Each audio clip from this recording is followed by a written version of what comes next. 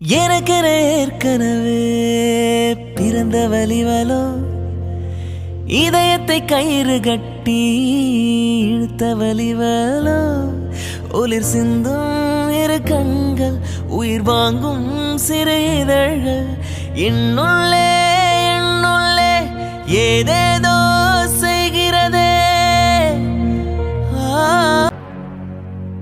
Anitha, sir. Come here. இவர் எதுக்கு இப்ப நம்மள கூப்பிடுறாரு? என்னால ஏற்கனவே முடியல. அனிதா,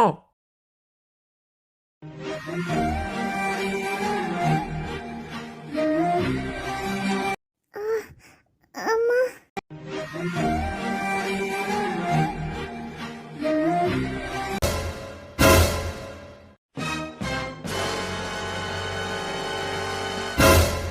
அனிதா, அனிதா.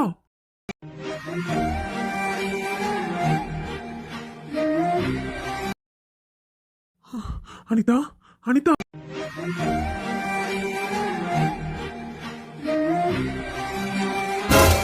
அனிதா, அனிதா கண்ணு தர. அனிதா, அனிதா கண்ணு தரடி. என்ன பாரு அனிதா. கார்த்திக் சார் என்னடி பண்றாரு? அனிதாமா, அனிதா. சூர்யா கண்ணை திறக்க மாட்டேன்றாடா. என்ன ஆச்சு இவளுக்கு? காலையில இருந்து இப்படிதான்டா இருந்தா. என்ன பண்றது? அதெல்லாம் அப்புறமா பேசிக்கலாம். முதல்ல அவளை தூக்கு, ஹாஸ்பிட்டல் கூட்டிட்டு போலாம்டா. அனிதா, சீக்கிரமா நீ அவளை தூக்கிட்டு வா. நான் போய் கார் எடுத்து ஸ்டார்ட் பண்ணி வைக்கிறேன். சீக்கிரம் வாடா. ஓகே சூர்யா.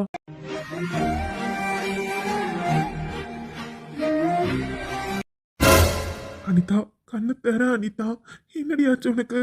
இதுக்கு தான் நான் சொல்லிட்டே இருந்தேன், நல்லா தூங்க சாப்பிடணும். ஷோ அனிதா. சரி, ஒன்றும் இல்லை, ஹாஸ்பிட்டல் போகலாம், உனக்கு ஒன்றும் ஆகாது. காதல் தந்த வலி தேரும் காதலினாலே கண்ணீரோடு முத்தங்கள் கலந்ததினாலே. தூக்கிட்டாரு.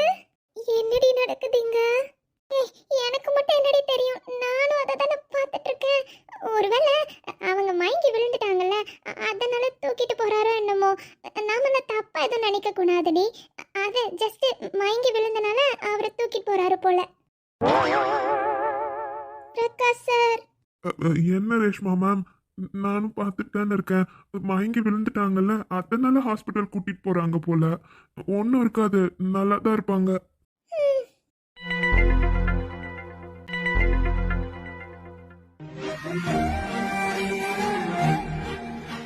சூர்யா, ரொம்ப பயமா இருக்குடா. அனிதாக்கு எதுவும் இருக்காது தானே? அதெல்லாம் ஒன்றும் இருக்காது கார்த்தி.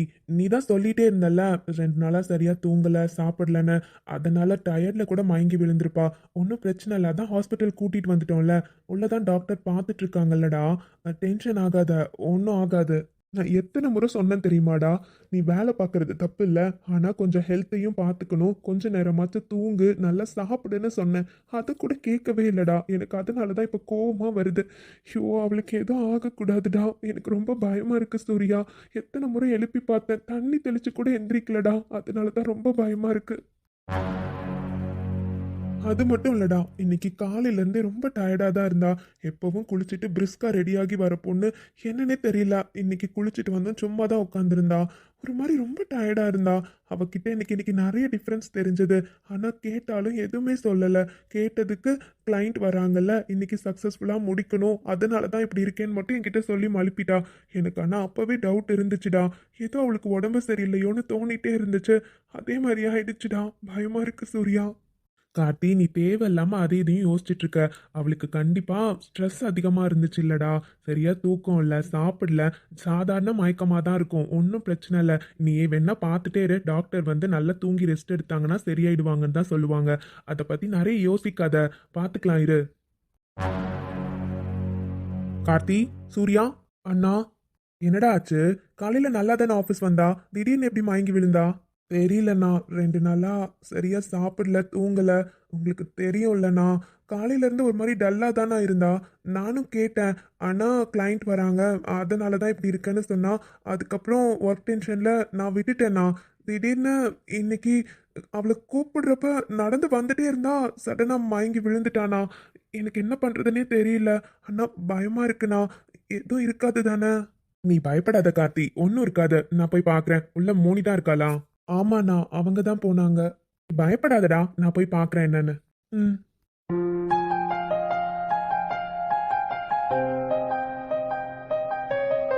என்னாச்சு மோனி? அனிதா எப்படி இருக்கா? என்னாச்சு? எதுக்கு சடனா மயங்கி விழுந்தா? ஒன்றும் இல்லை அர்ஜுன், நான் செக் பண்ணிட்டேன். ரொம்ப ஸ்ட்ரெஸ்ல இருந்திருக்காங்க அர்ஜுன். சுத்தமாக ரெஸ்ட் எடுக்காம ஒரு மாதிரி ரெஸ்ட்லெஸ்ஸாக இருந்திருக்காங்க. சரியா சாப்பிடல போல. தூக்கமே இல்லை அர்ஜுன். அவங்கள பார்த்தாவே தெரியலையா, ரொம்ப டயர்டாக இருக்காங்க. லோ பிபி ஆயிருக்கு, அதான் மயங்கி கீழே விழுந்திருக்காங்க. மத்தபடி எதுவும் ப்ராப்ளம் பெருசா இல்லல்ல? அர்ஜுன், மற்றபடி வேற எதுவும் இல்லை. பட் அவங்க இன்னைக்கு மார்னிங்லேருந்து பீரியட்ஸில் வேற இருந்திருக்காங்கடா. உனக்கே தெரியும், இந்த டைமில் நல்லா அவங்க சாப்பிடணும். பட் அவங்க ஆல்ரெடி ஸ்ட்ரெஸ்ஸில் இருந்தனால அவங்களுக்கு பெயினும் அதிகமாக இருந்திருக்கு. அதனால தான் கொஞ்சம் ரொம்ப அன்கான்ஷியஸ் ஆயிட்டாங்க. ஆமா, என்ன இவ கண்ணே முழிக்கலையா என்ன? இல்லை அர்ஜுன், அதெல்லாம் கண்ணு முழிச்சாங்க. அதுக்கப்புறமா தான் கொஞ்சம் டீட்டெயில்ஸ்லாம் கலெக்ட் பண்ணேன். அப்புறம் நல்லா தூங்கட்டும்டா. சுத்தமாக அவங்களுக்கு தூக்கம் இல்லை. தூங்குறதுக்கு தான் இன்ஜெக்ஷன் போட்டிருக்கேன். அவங்க நல்லா தூங்கி எந்திரிக்கட்டும். இந்த ஒரு ட்ரிப்ஸ் மட்டும் ஏறட்டும். ஏன்னா சுத்தமாக ஸ்ட்ரென்த் இல்லை பாடியில். அதான் ட்ரிப்ஸ் முடிஞ்சதுக்கப்புறம் வீட்டுக்கு அனுப்பிக்கலாம். ஓகே மோனி, எதுவும் ப்ராப்ளம் இல்லல்ல? அப்போ ஓகே. சரி வா, கார்த்திக் கிட்ட நீயே இன்ஃபார்ம் பண்ணிடு. சரி, ஓகே, வா.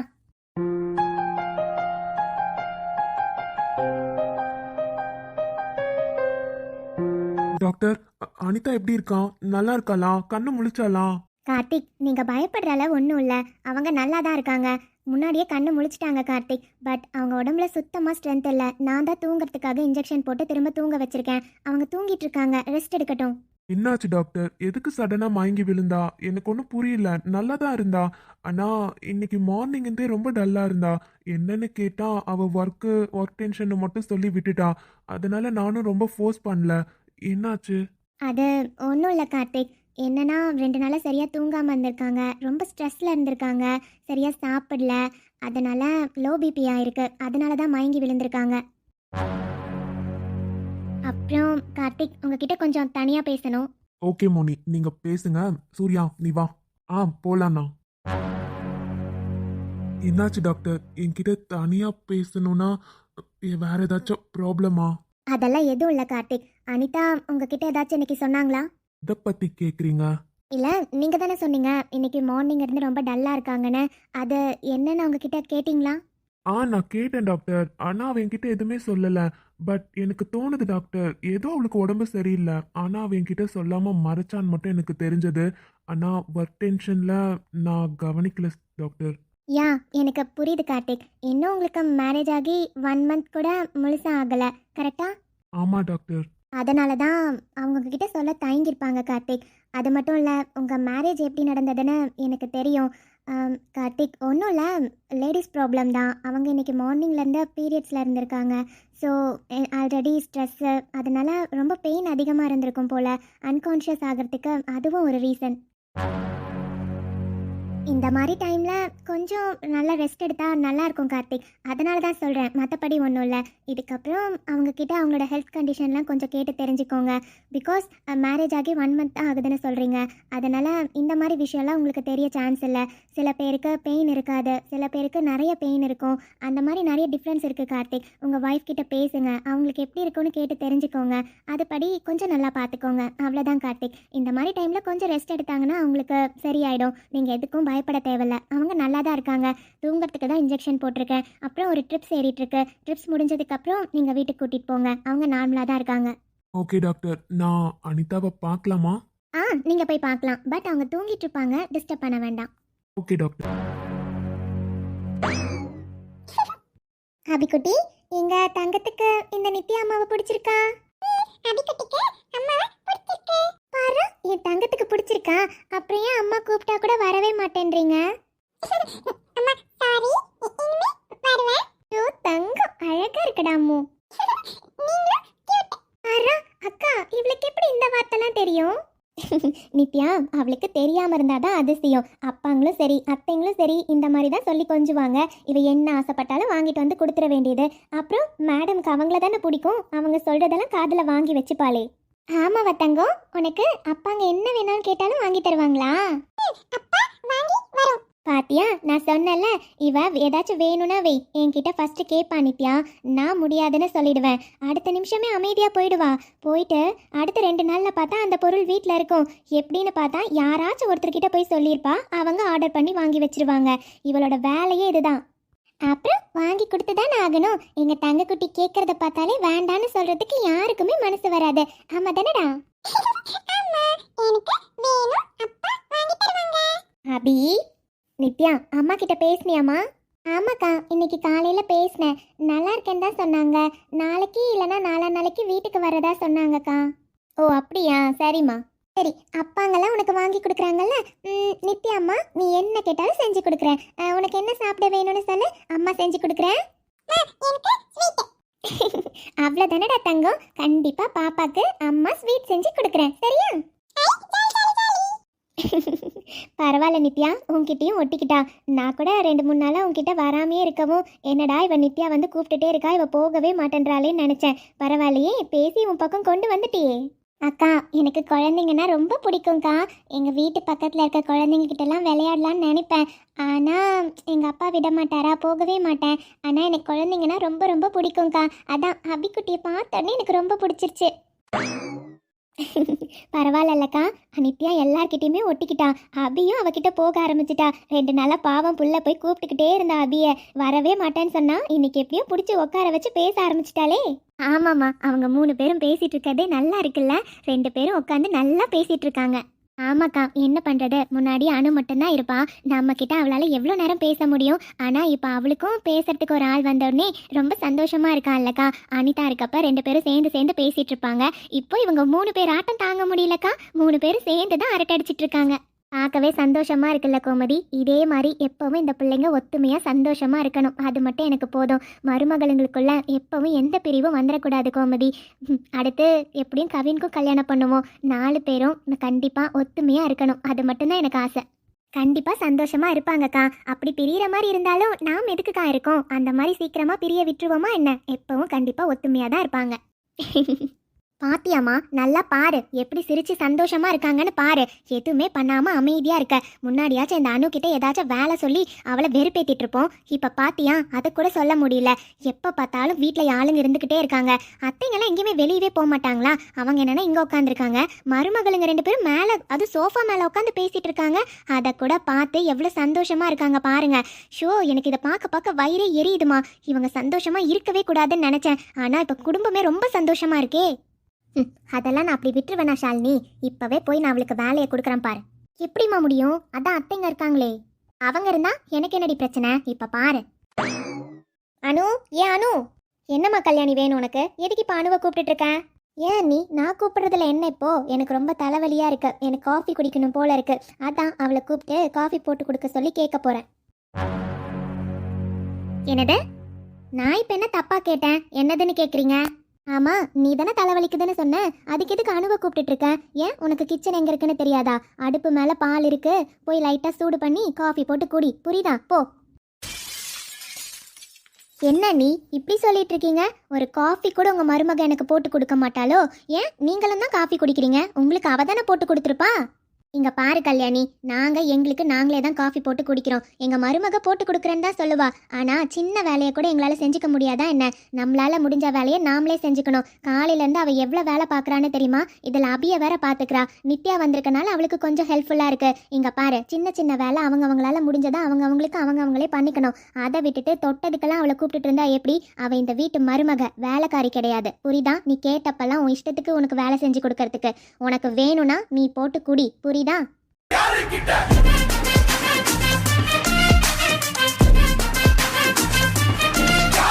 என்ன நீ, உங்க மருமகளால எனக்கு ஒரு காஃபி கூட போட்டு கொடுக்க முடியாதா? காஃபி கேட்டது என்னமோ அவ்வளோ பெரிய குத்தா மாதிரி பேசிட்டு இருக்கீங்க. இங்க பாரு கல்யாணி, இப்பதான் அவங்க 2 பேரும் வேலையை முடிச்சுட்டு கொஞ்ச நேரம் வந்து ஃப்ரீயா உட்காந்து பேசிட்டு இருக்காங்க. அவங்க 2 பேரும் எவ்வளவு நல்லா உட்காந்து பேசிட்டு இருக்காங்க. இப்ப போய் அவங்கள எழுப்பி வேலை பார்க்க சொல்ல போறியா? அடுப்பு மேலதான் பால் இருக்கு. இப்பதான் நாங்க காஃபி போட்டுட்டு வந்து உட்காந்தோம். சூடாதான் இருக்கும். உனக்கு வேணும்னா இன்னும் கொஞ்சம் சூடு பண்ணி போய் காஃபியை போட்டு குடி. உனக்கு வேணும்னா உன் வேலையை நீயே பாத்துக்கோ. எல்லாத்துக்கும் இனிமே எங்க மருமகளுங்களை கூப்பிட்டு இருக்காத. பெரிய மருமகளுங்க. என்னம்மா? என்னன்னு பார்த்துட்டு அமைதியா உட்காந்துருக்க. உங்க அத்தை என்னமோ என்னையே காஃபி போட்டு குடிக்க சொல்றாங்க. நீ வந்து போட்டு கொடுக்கலாம்ல? அம்மா, அத்தைங்க தான் உங்ககிட்ட கிளியரா சொன்னாங்களே. நாங்க இப்பதாம்மா வேலையை முடிச்சிட்டு வந்து உக்காந்தோம். அடுப்புல பால் சூடாதான் இருக்கு. ஒரு காஃபி பவுடர் போட்டு பால் ஊத்தி குடிக்கிறதுக்கு உங்களுக்கு எவ்வளவு நேரம் ஆக போகுது? அதான் அத்தை சொன்னாங்கல்ல, அத்தை பேச்சை எங்களால மீற முடியாதுமா. அதனால உங்களுக்கு வேணும்னா நீங்களே போட்டு குடிங்க. அம்மா, நித்யா, நீ உள்ள வா. உன்கிட்ட ஒன்று காட்டணும்னு நான் நினச்சிட்டே இருந்தேன். ரூம்ல தான் இருக்கு. வா, ரூமுக்கு போகலாம். ஆ, சரிங்கக்கா. இந்த அணுக்கு எவ்வளோ திமிர் இருந்தா என்கிட்ட இப்படி பேசுவா? இருடி, உங்க அத்தனை பேரையும் பிரிச்சு காட்டுறேன்.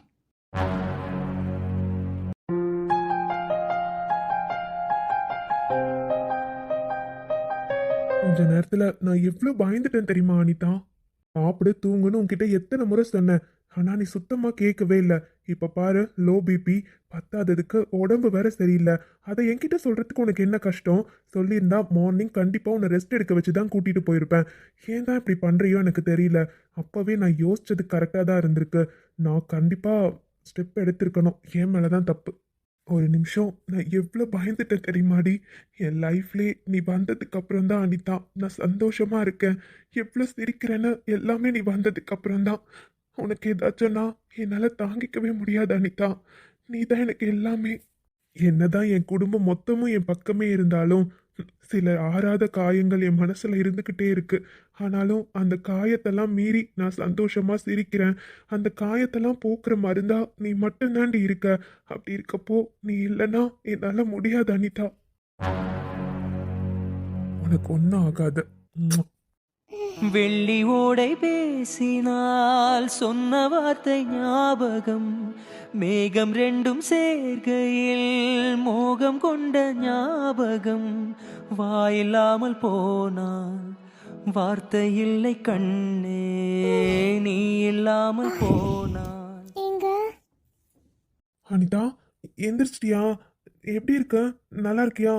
எனக்கு என்ன, நான் நல்லா தான் இருக்கேங்க. என்னாச்சு? ஏய், நான் எவ்வளோ பயந்துட்டேன் தெரியுமாடி? எதுக்கு இப்படிலாம் பண்ணிட்டு இருக்க நீ? நான் எவ்வளோ பயந்துட்டேன் தெரியுமா அனிதா? எனக்கு ஒன்றும் இல்லைங்க, நான் நல்லா தான் இருக்கேன். வாயில்லாமல் போனால் வார்த்தை இல்லை பெண்ணே, நீ இல்லாமல் போனால் வாழ்க்கை இல்லை கண்ணே. முள்ளோடுதான் முத்தங்களா சொல் கார்த்தி, சொல். வாங்கண்ணா. ஏய், அதான் அனிதா கண்ணை முழிச்சிட்டால, அப்புறமும் என்ன சோகமா இருந்தா எப்படிரா? இல்லண்ணா, அது கார்த்தி, நாங்க தான் சொன்னோம்ல, அனிதாவுக்கு ஒன்றும் இல்லை, ரொம்ப ஸ்ட்ரெஸ் ஆயிருக்கான், அதான் லோ பிபி ஆயிருக்கு. மற்றபடி ஒன்றும் இல்லை. நல்லா ரெஸ்ட் எடுத்து நல்லா சாப்பிட்டு தூங்குனானாலே கொஞ்சம் நார்மல் ஆயிடுவா. பிரச்சனையே இல்லை. அதான் இந்த ட்ரிப்ஸ் முடிச்ச உடனே வீட்டுக்கு கிளம்புங்க, சரியா? ம். என்ன கார்த்திக், நீங்க உங்க வைஃப் கூட நார்மலா இருக்காங்க, நீங்க என்னன்னா வைஃப் மேல இவ்ளோ பாசம் வச்சிருக்கீங்க. Anita, are you okay now? Yes doctor, நான் நல்லா இருக்கேன். அனிதா, இப்போ நான் சொல்றது என்னமோ லோ பிபி தானே, அதனால உங்களுக்கு சாதாரணமாக தெரியலாம். அப்படிலாம் இல்லை அனிதா. பிபிலாம் வர ஆரம்பிச்சிடுச்சுன்னா அதுக்கப்புறம் டேப்லெட் இல்லாமல் நம்மளால இருக்கவே முடியாது.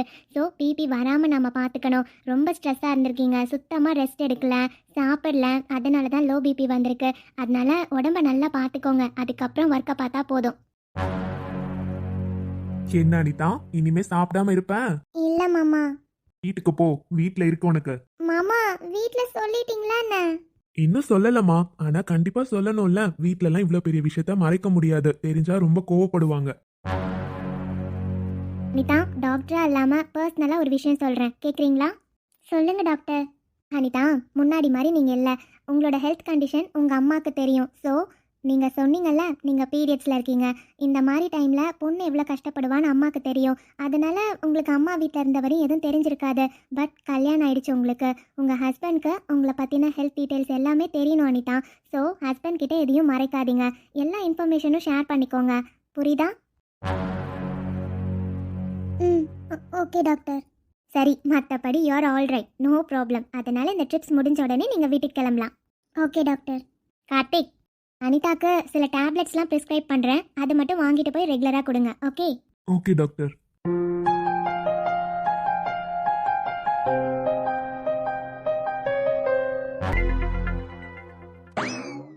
வாங்கப்பா, பொறுமையாக வாங்க. அனிதா, எப்படிமா இருக்க? அத்தை, எனக்கு எதுவுமே இல்லை, நான் நல்லா தான் இருக்கேன். என்ன அனிதா இப்படி பண்ணிட்டு இருக்க? 2 நாளா யார் சொல்ற பேச்சும் கேட்கல. நல்லா சாப்பிடுன்னு சொன்னா நீ கேட்டியா? தூங்கல, சாப்பிடல, லோ பிபி வர அளவு பண்ணியிருக்க. எதுக்கு தான் இப்படி பண்றியோ எனக்கு தெரியல. சரி உட்காருமா, ரொம்ப நேரம் நின்னுட்டே இருக்க பாரு. உட்காரு முதல்ல. கார்த்தி நீயும் உட்காருப்பா. அனிதா இப்ப எப்படிமா இருக்கு? அக்கா நீங்க யாரும் பயப்பட வேண்டாம். நீங்க பயப்படுற மாதிரி எனக்கு எதுவுமே இல்லக்கா. நான் நல்லா தான் இருக்கேன். என்னக்கா சொல்றீங்க? ஹாஸ்பிட்டலுக்குலாம் போயிட்டு வந்திருக்கீங்க, பயப்படாம எப்படிக்கா இருக்க முடியும்? இந்தாங்கக்கா, அக்கா பாருங்க உங்களுக்கு ஜூஸ் போட்டு கொண்டு வந்து கொடுத்துருக்காங்க. முதல்ல நல்லா குடிங்க, நல்லா குடிச்சு தூங்கி எழுங்கக்கா. அப்படியே பாருங்க உங்க உடம்பெல்லாம் சரியாயிடும். ஆமா அனிதா, மாதுளம்பழம் ஜூஸ் தான் போட்டிருக்கேன், முழுசா குடிச்சிரு சரியா? இனிமே சாப்பிடாம இரு, அப்புறம் இருக்கு உனக்கு. அண்ணி யார்கிட்ட சொல்றீங்க பாத்தீங்களா? என்ன சொன்னாலும் அவங்க காதுல விழாது. அவங்க இஷ்டத்துக்கு தான் அவங்க பண்ணுவாங்க அண்ணி. நாம சொல்றதெல்லாம் கேட்பாங்களா என்ன? இல்ல, இனிமே நான் அப்படி இருக்க மாட்டேன். பார்க்க தானே போறேன். சரி விடுங்க கார்த்தி, இப்ப எதுக்கு அதெல்லாம் பேசிட்டு? அவ கொஞ்சம் நல்லா ரெஸ்ட் எடுக்கட்டும், நார்மல் ஆயிடுவா. அம்மாடி இங்க பாருமா, வேலை மேல அக்கறை இருக்க வேண்டியதுதான், இல்லைன்னு நான் சொல்லல. ஆனா அதுக்காக உடம்ப பாத்துக்கணும்ல. நாங்க எத்தனை முறை சொன்னோம் உடம்ப பாத்துக்கோன்னு? எங்க பேச்ச கேட்டியா சொல்லு? கார்த்திக் உன்கிட்ட எத்தனை முறை சொல்லியிருப்பான்? கோவமாவும் கண்டிப்பா சொல்லியிருப்பான். அப்படி இருக்கப்பவும் நீ கேட்காம இருந்தா அவன் கஷ்டப்படுவான் தானே. இங்க பாருமா அனிதா, எங்களுக்கு எல்லாமே புரியுது. இருந்தாலும் நாங்க திரும்பவும் சொல்றோம், எங்களுக்கு அப்பன்னா கையல் வேறல்ல, நீங்க 3 பேரும் வேறன்னு நாங்க பார்த்ததே கிடையாது. எப்பவும் நீங்க 5 பேருமே எங்களுக்கு பிள்ளைங்க தான், புரியுதா? என்னைக்கு நீங்க கல்யாணம் பண்ணி இந்த வீட்டுக்கு வந்துட்டீங்களோ அப்ப இருந்தே நீங்க இந்த வீட்டு பிள்ளைங்க. அதனால உங்க மேல அக்கறைப்படுறதுக்கு எங்களுக்கு உரிமை இருக்குல்ல. அத்தைங்க என்னைக்காச்சும் நாங்க கோவமா பேசுறோம் அப்படின்னா உங்க மேல இருக்க அக்கறையில நாளமா பேசுவோம். எங்க மகள்களை ஏதாச்சும் தப்பு பண்ணா கண்டிக்காம இருப்போமா? அதே மாதிரிதான் நீங்களும். நீங்க தப்பு பண்றப்ப நாங்க கண்டிக்க தான் செய்வோம். ஏன்னா நீங்களும் எங்க பொண்ணுங்க தான். நீங்க நல்லா இருக்கணும்னு எங்களுக்கு ஆசை இருக்கும்ல. அத்தை என்ன அத்தை இப்படிலாம் பேசுறீங்க? நான் என்னைக்குமே உங்களை தப்பா நினைச்சதே இல்லை அத்தை. இப்ப கூட நீங்க கண்டிக்கிறதுல எனக்கு பாசம் தான் அத்தை தெரியுது. என் மேல இருக்க அக்கறையில தானே இப்படி பேசுறீங்க. நான் பண்ணது தப்பு தான் அத்தை. சாரி அத்தை, இனிமே இந்த மாதிரி நான் பண்ண மாட்டேன். சரிடா அத்தை, இதுக்கப்புறம் கண்டிப்பாக நான் இந்த மாதிரி நடந்துக்க மாட்டேன். நீங்களும் வந்து என்கிட்ட இப்படிலாம் பேசாதீங்க அத்தை. உங்களுக்கு என்னை திட்டுறதுக்கும் சரி அடிக்கிறதுக்கு கூட உங்களுக்கு முழு உரிமை இருக்கு. என்றைக்குமே எங்கள் அம்மா வேற நீங்கள் வேற நான் பார்த்ததே இல்லை அத்தை. நிஜமாக எத்தனையோ பேரை நான் பார்த்துருக்கேன் அத்தை. ஆனால் எங்களுக்கு கிடைச்ச மாமியாருங்க மாதிரி யாருக்குமே கிடைச்சதில்ல. நீங்கள்லாம் எவ்வளோ பாசமாக இருக்கீங்க எங்களுக்கு தெரியாதா அத்தை? நீங்கள் கையால் அப்பர்னாவை விட எங்கள் 3 பேர் மேலே தான் பாசமாக இருக்கீங்கன்னு எங்களுக்கு தெரியும். அதனால் இன்னொரு முறை இப்படி பேசாதீங்க அத்தை. உங்களுக்கு கோபம் வந்தால் நீங்கள் என்னை திட்ட அடிக்க உங்களுக்கு உரிமை இருக்கு அத்தை. நீங்கள் அதை பண்ணலாம். நான் அதெல்லாம் எதுவும் தப்பாக நினச்சிக்க மாட்டேன். இல்லடா, நீங்கள் 3 பேரும் மருமகளாக கிடைக்க நாங்கள் தான் கொடுத்து வச்சிருக்கணும். எத்தனை இடத்துல மருமகளுங்க வந்து குடும்பத்தையே 2ஆக பிரிச்சிருக்காங்கன்னு தெரியுமா? இத்தனை வருஷம் நானும் அக்காவும் இந்த வீட்டில் இருக்கோம். ஆனால் எங்கள் ஆசைலாம் என்ன தெரியுமா? வர மருமகளுங்க நிறைய படிச்சிருக்கணும், நிறைய சொத்து கொண்டு வரணும். அதெல்லாம் எங்களுக்கு எந்த ஆசையுமே கிடையாது. எப்போவும் இந்த குடும்பம் உடையாமல் இருக்கணும், மருமகளுங்க இந்த குடும்பத்தை பிரிச்சிடக்கூடாதுன்னு மட்டும்தான் நாங்கள் நினச்சோம். அது மாதிரியே நீங்கள் 3 பேர் கிடைச்சிருக்கீங்க. எவ்வளோ சந்தோஷமாக இருக்குது தெரியுமா? இதை விட இந்த அத்தைங்களுக்கு என்ன வேணும் சொல்லு? எப்போவும் நீங்கள் நல்லா இருக்கணும்டா. அத்தை என்ன அத்தை இப்படிலாம் பேசிட்டு இருக்கீங்க? என்னைக்கும் நாங்கள் ஒத்துமையாக தான் அத்தை இருப்போம். அடுத்து கவினுக்கும் கல்யாணம் ஆகும். அந்த பொண்ணு வந்தாலும் இந்த குடும்பம் பிரியாத அத்தை. யாராச்சும் ஒருத்தர் அனுசரித்து போனால் குடும்பத்தில் எந்த சந்தவையும் வராத அத்தை. நீங்கள் கவலைப்படாதீங்க. உங்கள் ஆசையை கண்டிப்பாக நாங்கள் நிறைவேற்றுவோம். என்னைக்கும் நாங்கள் ஒத்துமையாக தான் இருப்போம், சரியா? சரியா நாள் தான் அண்ணி. நீங்களாம் குடும்பம் பிரிஞ்சிடக்கூடாதா? மருமகளுங்களுக்குள்ள எந்த பிரிவினையும் வந்துடக்கூடாதா? அதுதானே உங்கள் ஆசை. அந்த ஆசை எப்படி நிறைவேறதுன்னு நானும் பார்க்குறேன். ஒரு காஃபி கேட்டதுக்கு ஏன் அந்த அணுவால் எனக்கு காஃபி கூட போட்டு கொடுக்க முடியாதா? அதுக்கு என்னையே போய் போட வச்சிட்டீங்கல்ல. பார்த்துட்டே இருங்க, கண்டிப்பாக இந்த குடும்பம் சுக்கு நூறாக உடையும். 4 பேரும் 4 திசைக்கு போவாங்க. சொத்து எனக்கு தான் கிடைக்கும். எப்படி உங்ககிட்ட இருந்தெல்லாம் சொத்து எழுதி வாங்கணும்னு எனக்கு தெரியும். அதை வாங்குறேன், குடும்பத்தை பிரிக்கிறேன். இனிமேல் நீங்கள் எப்படி சந்தோஷமாக இருக்கீங்கன்னு நான் பார்க்குறேன். எங்களுக்கு இதை விட சந்தோஷம் வேற என்னமா இருக்கு? சரிப்பா கார்த்தி, ரொம்ப நேரமாக இங்கேயே உட்காந்துருக்கா பாரு. ஹாஸ்பிட்டல் வேற போயிட்டு வந்திருக்கீங்க, ட்ரிப்ஸ்லாம் ஏறி இருக்கும். கண்டிப்பாக அவளுக்கு தூக்கம் வரும். கூட்டிகிட்டு போய் தூங்க வை, நல்லா தூங்கி எந்திரிக்கட்டும். அப்புறம் 2-3 நாள் நல்லா ரெஸ்ட் எடுக்கட்டும், சரியா?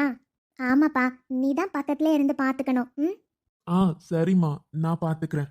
ரைட்டா போடா, இவ்வளோ நேரம் ஆயிடுச்சு பாரு. கொஞ்ச நேரம் போய் படுத்து தூங்கு போ. சரிங்க அத்தை. சின்னஞ்சிறு கூட்டுக்குள்ள சொர்க்கம் இருக்கு, அட சின்ன சின்ன அன்பில் தானே ஜீவன் இன்னும் இருக்கு. பட்டாம்பூச்சி கூட்டத்துக்கு